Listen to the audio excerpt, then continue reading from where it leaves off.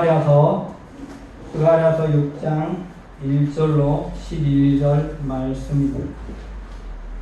구약성경 스가랴서 6장 1절로 15절 말씀. 스가랴서 6장 1절로 15절 말씀. 오늘 말씀은요, 굉장히 귀한 진리가 숨겨져 있는 말씀이고, 이 말씀을 잘 알아야 엉뚱한 예언에 빠지거나 이단에 빠지지도 않을 뿐만 아니라 복음이 얼마나 귀한 것이고 하나님께서 얼마나 오래전부터 우리에게 복음의 메시지를 구체적으로 예비하셨는가를 알 수 있습니다. 그러므로 오늘 말씀 여러분 잘 한 절 한 절 또박또박 읽으시면서 마음의 말씀을 새기고 말씀을 듣는 중에 성령의 임재가 체험되길 바랍니다. 특별히 오늘 말씀이 성경 퀴즈대에 아마 가장 많이 나올 것 같습니다. 제가 다른 모든 말씀 설교마다 두 문제, 주일은 세 문제를 넣는데요. 오늘 말씀은 5문제가 들어갈 겁니다. 그러니까 굉장히 많지는 굉장히 많으니까 여러분 잘 기억해 주시고, 성경 퀴즈대는 절대 예상 문제 주지 않습니다. 예상 문제가 마지막에 줄 거라는 기대를 가지고 마지막에 따로 준비할 수 있다? 기적입니다. 그런 일은 일어나지 않습니다. 걱정하지 마시고, 그러나 설교를 잘 듣시는 분들, 그 요약을 그때 해놓으신 분이라면 알 수 있는 난이도에 쉬운 난이도, 그러나 설교를 안 들으면 전혀 알 수 없는 난이도로 문제를 출제하게 됩니다. 그렇게 하시면 되겠습니다.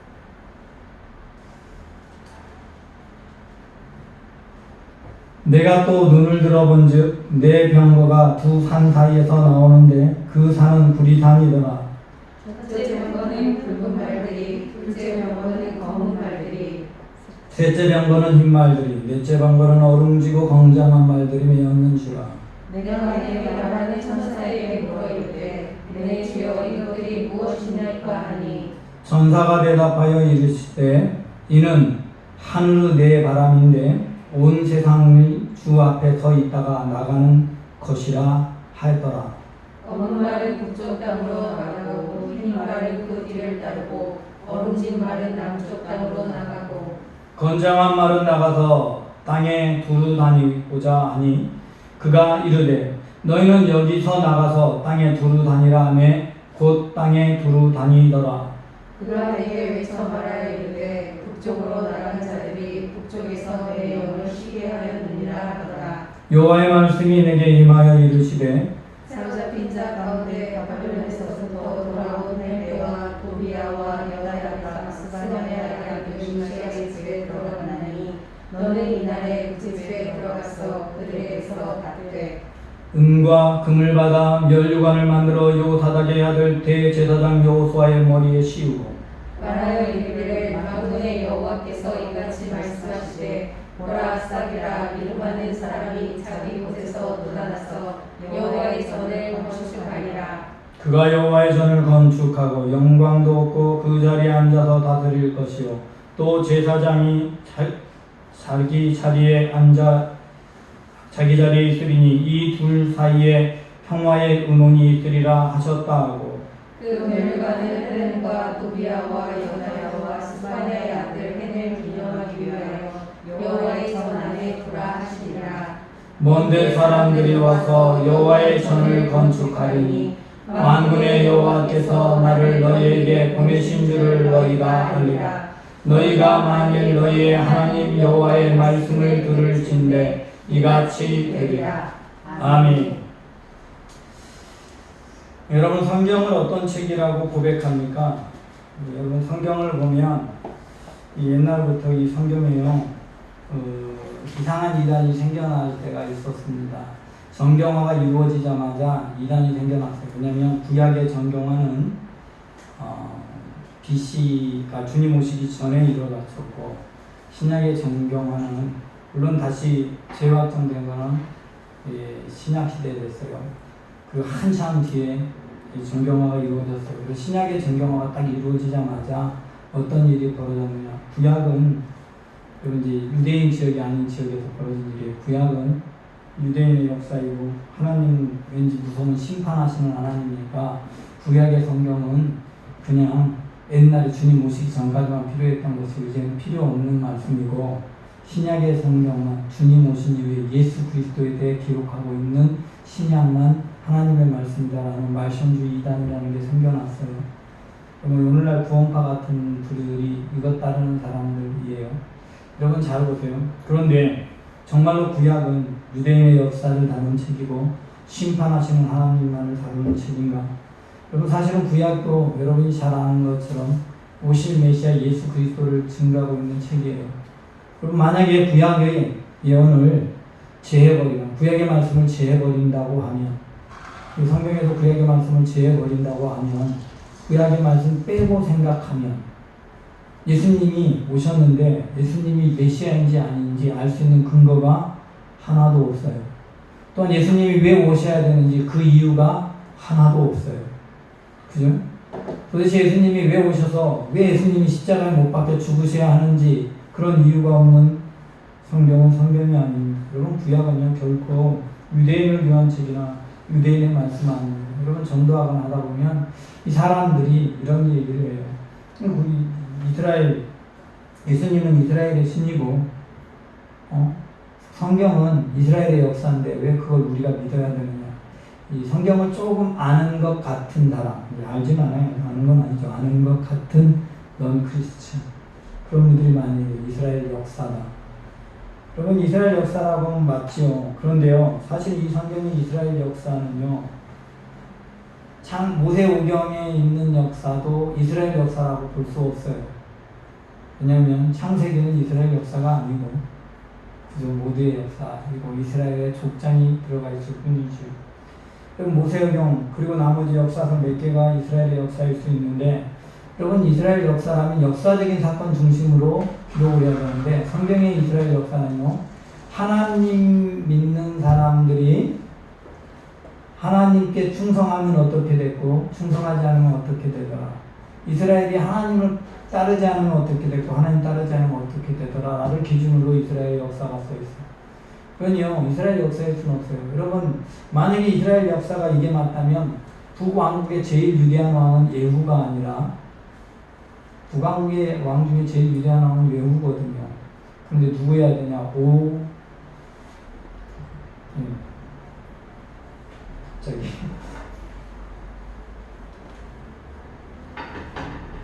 오므리 왕조예요. 오므리예요.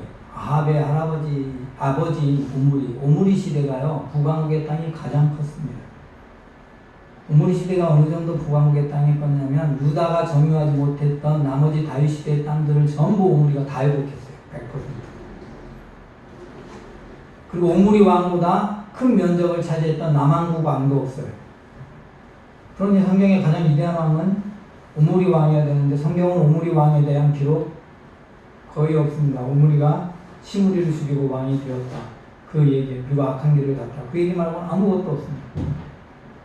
오므리는 하나님이 보시기에는 존재 가치가 없는 사람이에요.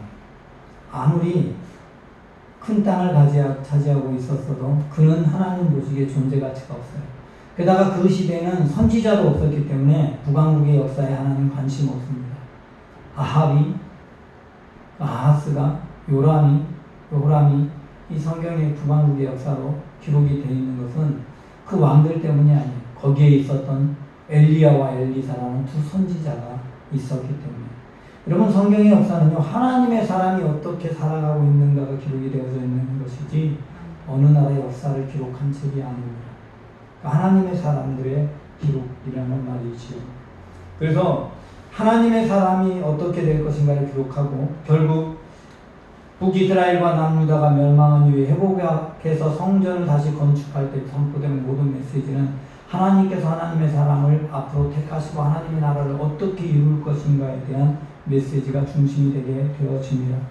오늘 본문 역시 하나님께서 하나님의 나라를 어떻게 이룰 것인가를 말씀하고 계십니다. 그런데 특별히 이방인에 대한 관심을 오늘 성경은 기록하고 있습니다.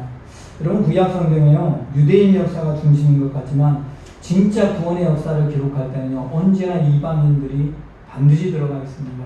이사야가 예언의 역사로 선포할 때 안식이 선포되고 회복이 선포될 때 스불론 땅, 납달리 땅 그런 땅들이나 이방의 다른 나라들, 이방의 그 땅들이 회복될 것을 선포합니다.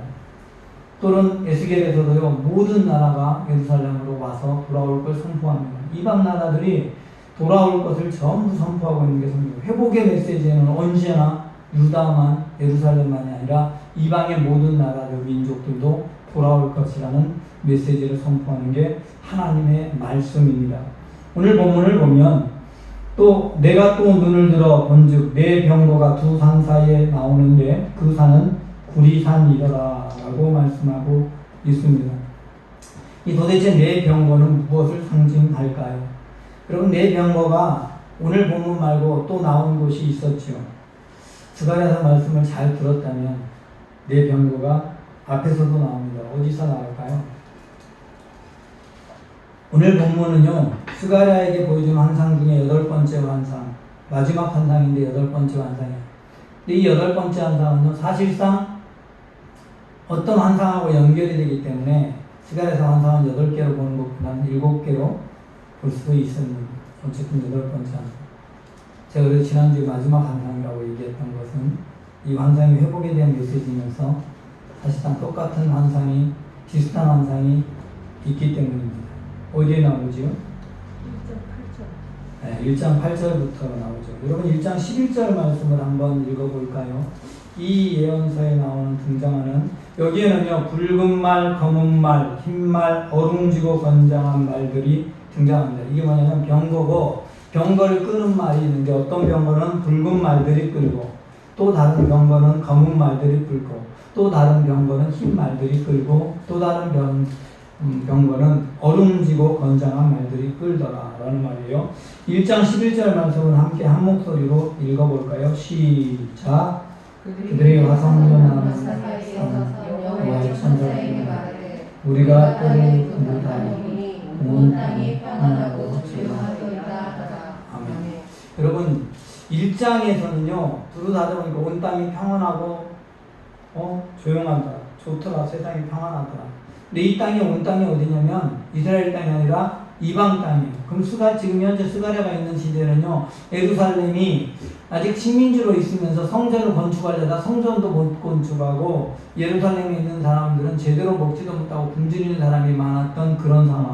그런데 정작 예루살렘을 파괴했던 나라, 페르시아, 바벨론의 후예들인 페르시아 사람들, 그리고 그 뒤에 있는 다른 모든 이방의 큰 나라들은 평안하더라. 너무 괜찮아.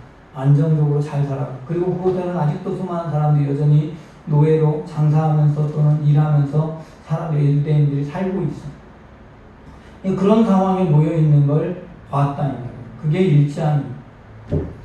여러분 좀 이 소식을 들었을 때 스가랴 기분이 좋을까요? 여러분 지금 우리는 와가지고 성전도 제대로 못 고치고 하고 있는데 다른 나라들은 다 평안하대.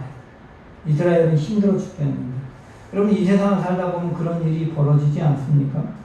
이 세상을 살아가는 동안에, 이 세상을 살 동안에 여러분의 삶에서 하나님을 나는 믿으면서 열심히 살아가려고 하나님께 기도하면서 하나님을 찾고 살아가는데 나는 힘들고 나는 지쳐있고 나는 도대체 세상 사는 게 도대체 이렇게 세상이 각박한지 도대체 마음에 안 드는데, 힘든데, 믿지 않는 사람은 다 잘 되는 것 같아요. 그래서 속상하고 때로는 화나고 하나님 어쩌면 그럴 수 있어요. 그런 마음 들 때 많지 않아요? 여러분 아마도 스가랴 선지자의 마음속에도 그런 마음이 들었을지 모르겠어요. 여러분 이제 그런 상태에서 그 첫 번째 환상을 보여주고는 지금까지 성전 건축하는 얘기를 계속합니다. 여러분 그리고 이제 와서 오늘 본문에서 네 병거가 있는데 이 산은 구리산이라 하면서 산 사이에, 두 산 사이에서 나왔대요. 이 도대체 두 산이 뭘까? 이 두 산은요, 예루살렘에 있는 시온산과 그 다음에 예루살렘 맞은편에 있는 감람산을 말합니다. 예루살렘에 있는 시온산과 감람산 사이에서 병거들이 준비되어져 있어요. 붉은 말, 검은 말, 흰 말, 어른지고 건장한 말들이 되어 있는 병거들. 이 도대체 이 병거들은 뭘까? 그럼 병거들이 등장하는 말씀을 한번 함께 2절 3절을 함께 읽어봅니다. 시작. 첫째 병거는 붉은 말들이, 둘째 병거는 검은 말들이, 셋째 병거는 흰 말들이, 넷째 병거는 어룽지고 건장한 말들이 메어 있는지라. 이렇게 나옵니다. 이렇게 말들이 메어 있어. 이 말들은 도대체 뭐 하러 다닐까? 이 말들은 무엇을 상징하는 말일까? 여러분, 이 병거라는 것은요, 전쟁에서 다른 나라를 공격할 때 가장 좋은 무기가 바로 병거입니다. 오늘날 한 2차 세계대전 당시로 치면 전차가 병거겠죠. 이 전차가 병거예요. 이 병거는요, 세상을 심판하기 위해 준비된 도구를 병거라고 합니다. 그러니까 이 병거는 예루살렘에서 시작해서 다른 나라로 심판이 시작이 될 거다라는 것을 말씀하고 있는 거예요. 그래서 이것이 준비되어 있다라는 말은 지금 보기에는 아무 일이 없는 것 같지만 하나님께서는 이미 심판을 준비하고 계시다. 하나님께서는 내가 보기에 강한 나라 같고 멋진 나라 같고 아름다운 나라 같은 그 나라들 다 심판하실 것이다 라는 메시지를 던져주고 있는 것입니다. 여러분, 요한계시록 6장을 보면요, 이 인을 떼는 이야기를 말합니다. 7인을 떼는데 이게 심판이 시작되는 거예요. 7인을 뗄 때마다 첫째 인을 뗄 때마다 이제 심판이 시작되는데 그 심판을 뗄 때 시작되는데요. 이 심판에 대해서 요한계시록 6장은 이렇게 말씀하고 있습니다. 첫째 인을 뗄 때 흰 말들이 나가요. 그래서 심판이 시작이 됩니다. 둘째 인을 뗄 때에 붉은 말이 나가요. 거기에서 또 심판이 시작이 됩니다. 셋째 인을 뗄 때 검은 말이 나갑니다. 여기에서 또 심판이 시작됩니다. 넷째 인을 뗄 때 청황색 말이 시작됩니다. 여러분, 청황색 말이만 빼고 나머지는 전부 여기 있는 말과 똑같죠. 아롱지고 건장한 말 대신에 청황색 말이라고 나와 있어요. 이 청황색 말 자체가 굉장히 건장하고 튼튼하다는 걸 상징하는 의미로 사용이 돼서 이 심판이 혹독하다는 걸 상징하고 있는 것이, 그러니 이 말들이 상징하고 있는 것, 이 병거가 상징하고 있는 것은 심판을 말하고 있는 것이지요. 이 심판이 시작이 됐어요. 자, 그래서 천사들에게 물었어요. 아니 주여, 천사들에게 물었어요. 네 주여, 이게 뭐예요? 하고 물으니까 5절 보니까 천사가 대답합니다. 이는 하늘의 네 바람인데 온 세상의 주 앞에 서 있다가 나가는 거죠. 바람인데 있다가 나갈 거예요. 이 바람이 세상에 부는데, 여러분, 이렇게 천지풍파가 일어나는 거예요. 바람이 나가면 천지풍파가 일어나면서 심판이 시작됩니다. 여러분, 성경학자들은 이 네 가지 말들이 상징하는 것을 조금씩 다르게 말하고 있습니다. 이 네 말들을 상징하는 걸 좀 다르게 말하고 있는데요. 이 붉은 말을 바벨론이라고 말하고, 검은 말은 페르시아와 메데라고 말하고, 흰 말은 헬라라고 말하고, 어렁지고 검장한 말은 로마라고 말을 합니다. 이 나라, 한 나라가 세워지면 그 나라들을 드디어 무너뜨리더라. 하나님이 무너뜨리더라.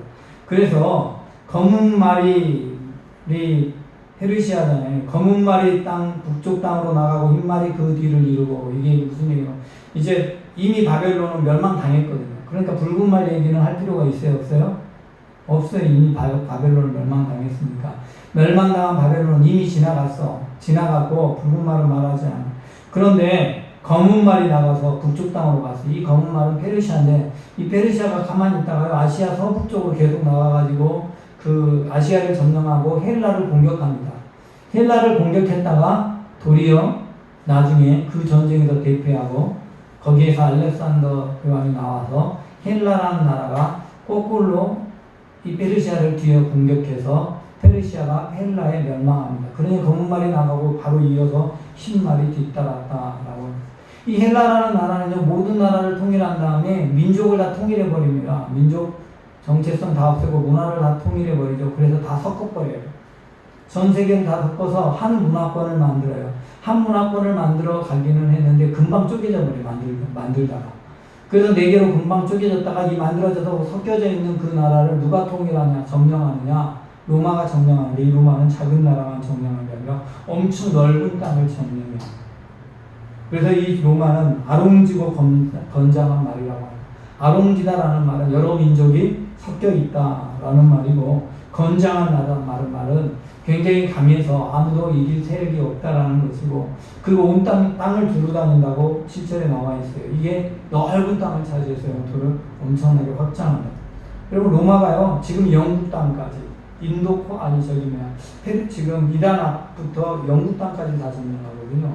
북아프리카 전역을 점령해요. 사하라 사막 북쪽을 전부 점령합니다.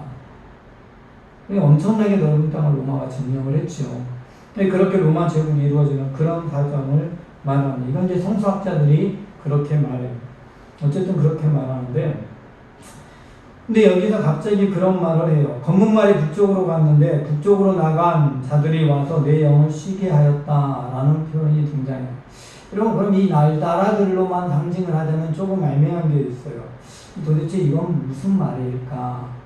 이해가 안 돼. 8절. 왜 북쪽으로 나간 말들은 쉬게 했을까? 그럼 여기에서 저는 잠깐 심판의 또 다른 유형으로서 이 비유들을 돌아보길 원합니다. 이 나라로도 볼 수 있는데 동시에 뭐냐면 심판이 어떤 심판들이 일어났을까라는 것을 볼 수 있는데, 여러분 먼저 붉은색이 상징하는 건 피예요. 피가 상징이 돼요. 여러분 피를 상징하는데 이 피는요 전쟁을 상징하고 수많은 사람들이 죽임당하는 것을 상징합니다. 그리고 검은 마을들은요 죽음을 상징합니다. 검은색은 죽음을 상징하는 색깔입니다. 여러분, 그리고 흰색은 부활을 상징하는 색깔이죠. 그리고 어룽진색, 이것은 섞여져 있는 것을 말하죠. 섞여져 있는 것을 말하니까 아마 모든 민족, 열국을 상징합니다. 어룽진은 모든 열국을 상징하고, 그 다음에 건장하다라는 것은 그 열국에 의해서 세워진 어떤 나라는 굉장히 견고하다라는 걸 말하죠. 이것을요. 여러분, 그 나라들로도 있지만 예수 그리스도께서 이 땅에 오셔서 하신 사역으로 돌아보면 주님께서는 이 땅에 오셔서 이 우리 민족 모든 사람들을 구원하시기 위해서 친히 십자가에 못 박히셔서 자신의 모든 물과 피를 다 쏟으십니다. 붉은 피를 다 쏟으시고 십자가에 죽으십니다. 죽으시고 부활하신 이후에 그 순간부터 모든 사람들에게 복음이 전해져서 하나님의 나라가 이루어지게 됩니다. 그러면 이 나라는, 하나님 나라는 영원히 소멸되지 않는 완전한 나라가 됩니다. 그럼 이 말씀을 동시에 주님께서 이루시는 구원의 사역과 그대로 연결돼서 볼 수도 있습니다. 이게 무슨 얘기인가 하면 심판이라는 것은 심판으로 끝나는 게 아니라 곧 구원과 연결되어져 있다는 말입니다. 역시 이 세상이 심판받는 마지막 때에도, 주님 오실 때만 아니라 마지막 때에도 마찬가지입니다. 여러분, 주님 오시기 전에 순교가 있습니다. 그리고 심판이 찾아오는 수많은 사람들이 죽어갈 겁니다. 그리고 하나님께서 믿음의 사람들이 들려 올라가고 죽었던 많은 사람들이 부활해서 영생에 들어가게 되고, 그리고 나면 하나님의 나라가 완성이 되는 겁니다. 역시 동일하게 마지막 때도 이러한 일이 동일하게 일어날 것이죠. 이 모든 것은 예표인데, 이 모든 예표로 이제 스가랴서에서 성전을 건축하라는 메시지는요, 영원한 하나님 나라를 이루시는 그 과정의 예표로 보여주신 하나의 모형이에요. 그래서 성전 건축의 과정의 역사가 곧 예수 그리스도께서 이 땅에 오셔서 성전을 이루시는 것, 너희가 이 성전을 내가 사흘 만에 다시 일으키겠다 하신 주님의 말씀, 십자가에 죽으시고 부활하셔서 하나님의 나라가 시작되게 하시겠다는 약속의 말씀을 보여주는 모델이라고 할 수 있습니다. 그러므로 사망을 지나고 나서 주님의 사역이 완성이 되는 거예요. 그러니 북쪽으로 간 거물만 그 뒤를 따라서 흰말이 따라가니 죽고 부활하면 드디어 주님의 구원이 이루어진 것이에요. 그래서 오늘 본문 말씀 8절 말씀 함께 봅니다. 그가 내게 외쳐 말하이르되 북쪽으로 나간 자들이 북쪽에서 내 영을 쉬게 하였느니라. 주님이 죽으시고 부활하셨을 때 비로소 영혼의 구원이 이루어지는 거예요. 내 영을 쉬게 하는, 하나님께서 안식을 얻는, 구원의 기쁨을 누리는 회복의 날 되겠습니다. 그럼 그 다음에 8절까지는 그런 환상이고 9절부터는요 구체적으로 구원의 메시지가 전파가 되고 있습니다. 여러분, 이게 단순히 이방인을 심판한다로 메시지가 끝나는 게 아니라 이방인을 심판하는 것 같지만 그것이 구원을 이루는 거야 라고 스가랴서는 분명히 말씀하고 있습니다. 그럼 먼저 유대인에게서부터 이야기가 나오는데요. 10절 말씀 함께 읽어볼까요? 시작. 사로잡힌 자 가운데 바벨론에서부터 돌아온 헬대와 도비아와 여다야가 스바냐의 아들 요시아의 집에 들어갔나니 아멘. 그 집에 들어가서 그들에게서 받되 이제 돌아오는 사람들이 있어서 성전이 건축되는구나 라는 걸 알 수 있어요. 자, 그런데 성전 건축은 어떻게 이루어지느냐? 15절 말씀 함께 읽습니다. 시작. 먼데 사람들이 와서 여호와의 전을 건축하리니 만군의 여호와께서 나를 너희에게 보내신 줄을 너희가 아느냐. 너희가 만일 너희 하나님 여호와의 말씀을 들을진대 이같이 되리라. 아멘. 먼데 사람들이 와서 여호와의 전을 건축하겠다라고 말합니다. 이 먼데 사람들이 와서 여호와의 전을 건축한다는 것은 이 스룹바벨 성전 그 당시에 보면, 그 당시의 모형으로 보면 흩어져 있는 유대인들을 모아가지고 다시 포로로 2차 교환하면서 성전이 건축되는 것을 이야기하고 있는 것이고요. 동시에 하나님이 말씀하신 진짜 성전, 이것은 모형의 성전이고 진짜 성전인 하나님의 나라는 먼데 사람들이 와서 이루게 되는 것이다 라고 말씀하고 있는 것입니다. 도대체 그 먼데 사람은 무엇일까? 그럼 그 먼데 사람들을 통해서 하나님의 전이 이루어집니다. 여러분 여기서 사도행전 2장 38절 39절 말씀을 함께 펴봅니다. 여러분 성령이 임하면서 예루살렘의 교회가 만들어집니다. 어떻게 만들어지냐? 베드로가 설교하고 모든 사람들이 각기 다른 말로 설교를 하면서 그 설교를 통해서 하나님을 믿게 된 사람들을 통해서 처음 예루살렘 교회가 만들어지면서 하나님의 나라가 시작이 됩니다. 그럼 이 사실 엄청나게 중요합니다. 그런데 이때 베드로가 선포했던 메시지가 무엇인지 사도행전 2장 38절 39절을 다 같이 한 목소리로 읽습니다. 사도행전 2장 38, 39절입니다. 시작. 베드로가 이르되 너희가 회개하여 각각 예수 그리스도의 이름으로 세례를 받고 죄 사함을 받으라. 이리하면 성령의 선물을 받으리니 이 약속은 너희와 너희 자녀와 모든 먼데 사람 곧 주 우리 하나님이 얼마든지 부르시는 자들에게 하시나소서. 아멘. 자, 이제 어떻게 해서 구원을 받고 하나님의 백성이 되고 하나님의 교회가 이루어지는가? 그저 너희가 회개해야 해. 하나님을 바라보지 않던 마음에서 회개해서 하나님을 바라봐야 돼. 회개하여 예수 그리스도 이름으로 세례를 받고, 예수 그리스도를 통해서 이루어지는 거예요. 예수 그리스도의 이름으로 세례를 받고 죄 사함을 받으라. 그리하면 성령의 선물을 받으리니. 자, 여기까지 하겠습니다. 성령의 선물 받으라. 성령이 우리 안에 들어와서 내 안에 성전이, 하나님의 성전이 이루어져서 우리가 안에 하나님의 안식처, 성령의 안식처가 만들어져요. 그러면 각 사람의 마음에 성전이 만들어지고 그 만들어진 사람들이 모여서 하나님의 나라, 영원히 무너지지 않는 하나님의 나라가 시작되는데, 이 약속은 누구에게 주신 것이냐? 너희와 너희 자녀와 모든 먼데 사람. 여기에 있는 모든 먼데 사람은 바로 이방인들을 가리키고 있습니다. 여러분, 주님이 구원을 이루시고 처음 교회를 이루어질 때 베드로를 통해서 선포된 첫 번째 메시지가 회개하여 예수 그리스도 이름으로 세례받고 제사함을 받으면 성령의 선물을 받는데, 이 약속은 유대인에게가 아니라 너희와 모든 먼데 사람에게 주어진 약속이다. 이 세상의 모든 사람에게 주어진 약속이다. 모든 이방인들도 그 약속을 받아들이기만 하면 그들도 하나님의 전을 건축합니다. 여러분, 오늘 모든 먼데 사람, 오늘 본문에 나와 있는 먼데 사람이 와서 여호와의 전을 건축하리라 라고 하면서 모형의 성전인 예루살렘의 성전도 먼데 사람이 와서 건축하겠다고 말씀하시는 것뿐만 아니라 예수 그리스도께서 이 땅에서 구원을 이루고 하나님의 나라를 처음 이루어가는, 하나님 나라의 모형인 예루살렘 교회를 이루어가는 출발점에서도 모든 먼데 사람이 그 약속을 받았다라고 말씀하고 계십니다. 모든 먼데 사람이 받았어요.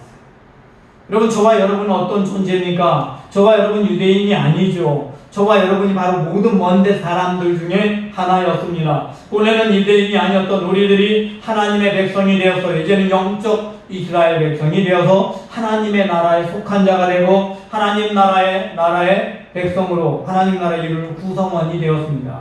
그런데요, 이 약속의 말씀은 지금만 아니라 그때부터 주님이 오실 때까지 완전히 하나님의 나라가 완성될 때까지 계속되는 말씀입니다. 그럼 그 성전이 완성될 때까지 계속되는 말씀이에요. 하나님의 전을 이루는 것, 건축해야 되는, 와서 건축해야 되는, 우리도 하나님의 전을 건축하는 존재다, 이 말입니다.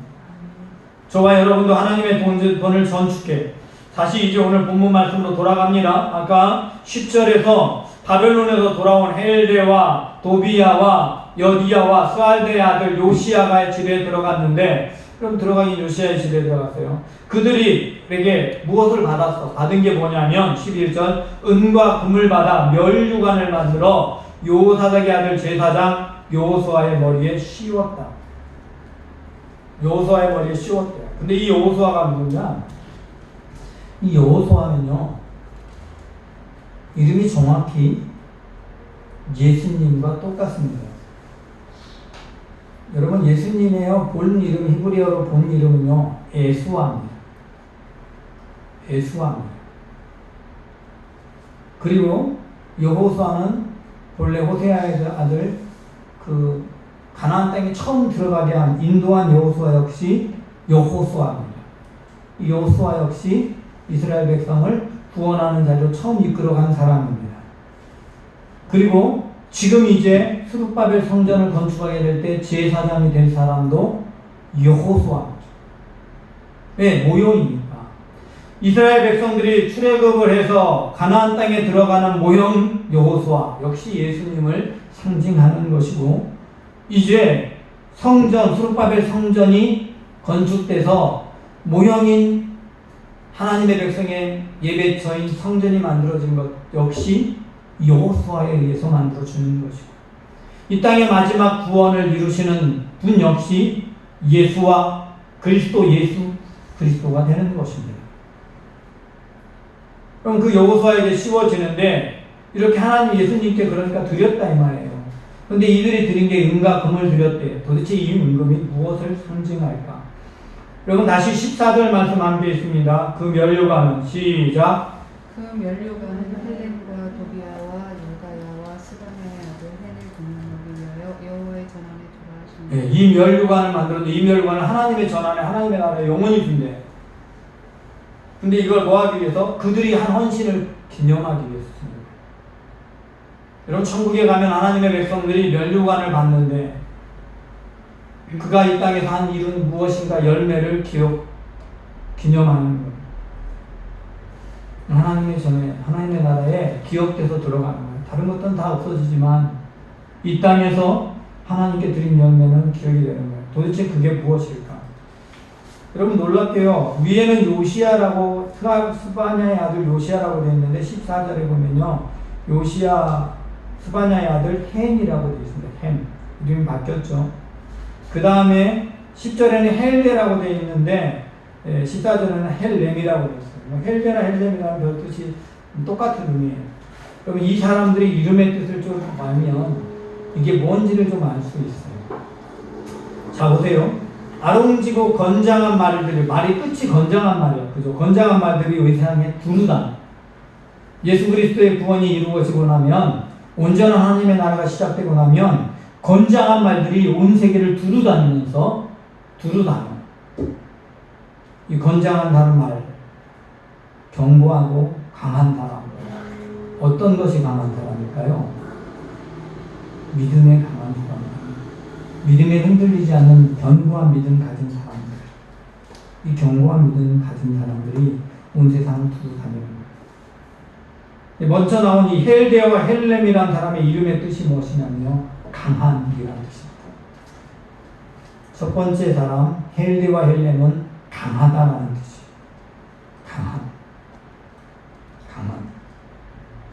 두 번째 도비야. 도비아라는 이름은요, 야훼는 선하시다 라는 뜻입니다. 야훼는 선하시다. 다시 말하면 하나님은 선하시다. 하나님은 선하시다. 세 번째가 여다야죠. 이 여다야라는 것은요, 야훼는 다 아신다라는 뜻입니다. 하나님께서 다 아신다. 그리고 해는요, 은혜다라는 뜻입니다. 은혜다. 이게 믿음의 사람들이 삶으로 하나님께 면류관을 어떻게 드릴 수 있는지, 주님께 어떻게 은과 금을 드릴 수 있는지를 말씀하고 있는 거예요. 믿음의 사람들은요, 어떠한 경우에도 흔들리지 않는 강한 믿음을 가지고 있어야 돼요. 근데 어떤 것을 믿으셔야 하는가? 하나님은 선하신 분이시고, 하나님은 선하신 분이기 때문에 어떠한 일을 하든지 하나님이 하신 그 일은 선한 일. 하나님이 하시는 그 일은 가장 좋은 일이야. 선하다는 말은 좋다라는 말과 같은 말. 하나님은 어떤 경우도 나에게 가장 좋은 것을 행하시는 분이야. 이 믿음에 흔들리지 않아야 돼요. 그래야 하나님을 끝까지 의지할 수 있어요. 여러분, 하나님은 선하신 분이에요. 그래서 내가 하나님만 끝까지 따르겠어요. 하나님 말씀하신 대로 무조건 그 길 가겠어요. 그런 믿음 가지고 살아가는 사람. 내게 고난이 있어도 그 길 역시 선합니다. 이걸 믿어요. 그 하나님은 다 아셔요. 내가 어디서 무엇을 하는지 너무나 잘 알고 계셔요. 나를 지켜보고 계셔요. 내 아픔도 다 아시고, 나의 슬픔도 다 아시고, 나의 고통도 다 아시고, 내 안에 악한 마음을 품은 것까지 다 아셔요. 그래서 그 하나님 앞에 거짓되이 행할 수 없어요. 하나님이 원하는 일이면 내가 안 할 수 없어요. 하나님이 싫어하는 일을 할래야 할 수 없어요. 하나님은 다 아십니다. 그런데 이 모든 일 내게 내 힘으로 내 뜻대로 할 수 있는 게 아니에요. 이건 하나님의 은혜로 하게 되는 거예요. 나의 나된 것은 하나님의 은혜로다. 이 사울의 고백, 사울이 바보된 고백 아닙니까? 바울은 나의 나된 것은 하나님의 은혜다. 자기가 할 수 없었는데 하나님 때문에 가능했다. 여러분, 그 믿음으로 살아가면 내 안에 하나님이 기뻐하는 면류관이 주님께 드려지는 거예요. 저와 여러분이 이 땅을 살아갈 때 그렇게 살아가면 저와 여러분의 그 모습 때문에 먼데 사람들이 하나님께로 돌아오는 거예요. 오늘 성전 밖에 있는, 교회 밖에 있는 수많은 영혼들은 다 여전히 있는 먼데 사람들. 여러분, 그 먼데 사람들 멸망당할 사람들이 아닙니다. 왜요? 언제, 어느 때에 하나님께서 그들을 부를지 몰라요. 그냥 먼데 사람들이 아니라 언제라도 그들은 부름받을 사람들입니다. 하나님께서 언제든지 얼마든지 부를 수 있습니다. 여러분, 배울 대로가요, 모든 먼데 사람들 곧 주 하나님이 얼마든지 부르시는 자들요. 얼마든지. 아, 저들은 부를 거야, 저들은 안 부를 거야 아니라 누구라도 얼마든지 부를 수 있는 사람들. 하나님은 그들을 부르시기를 원하시고 그들을 부르시기 위해서 저와 여러분을 통해서 여호와의 전을 건축하기를 원합니다. 여러분이 그들을 앞에 나아가서 하나님을 향한 흔들리지 않는 견고한 믿음을 가지고 하나님의 선하심을 나타내고 하나님께서 우리를 얼마나 사랑하셔서 우리를 선한 게 좋은 것으로만 우리에게 준비하시고 채워주시고 또한 모든 것을 다 아셔서 나의 필요한 것을 아셔서 채워주시기도 하고 나의 약함을 도와주시기도 하시고 그래서 나를 하나님의 은혜로 지금까지 잘 되게 하셨고 여기까지 오게 하셨고 구원의 놀라운 기쁨과 감격을 가지게 하셨습니다. 증거하게 하셔서 이 세상 사람들을 얼마든지 부르신다 이 말이에요. 이 세상 사람들이 오면서 하나님의 나라, 하나님의 전은 하나하나 채워져 가며 이루어져 가는 것입니다. 주님이 원하시는 숫자가 채워지는 그날 이 땅에 하나님의 나라는 완성됩니다. 여러분, 하나님께서는요 저와 여러분을 통해 부르시길 원하십니다. 저와 여러분을 통해 그 나라 이루시기 원합니다.